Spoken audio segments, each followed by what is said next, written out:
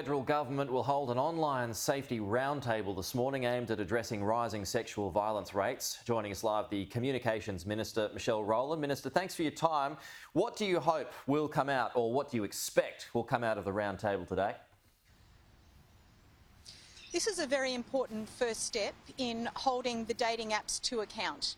And what we want to see come out of today is a better understanding of what those apps are doing, not only in terms of protecting Australians, but also in terms of how data is being utilised, but also what mechanisms are available at a regulatory level and also at a law enforcement level, at a commonwealth and a state level to keep Australians safe. But the key issue here is to understand the problems, to understand the scope, and what victim survivor groups, for example, are going to tell us about the scale and the extent of the problem.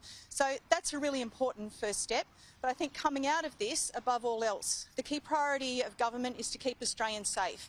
And we are very pleased that the industry is going to be joining us today, because it is incumbent on them to do everything they can as part of that task. All right, yeah, some solutions have all been, or potential solutions have been raised on our program this morning, Minister. One being identity checks, another being background checks on merit. Do you support them? I think it's important not to preempt the roundtable, and there are some positive signs that we've seen already in the industry responding, and I welcome all the suggestions that have been provided.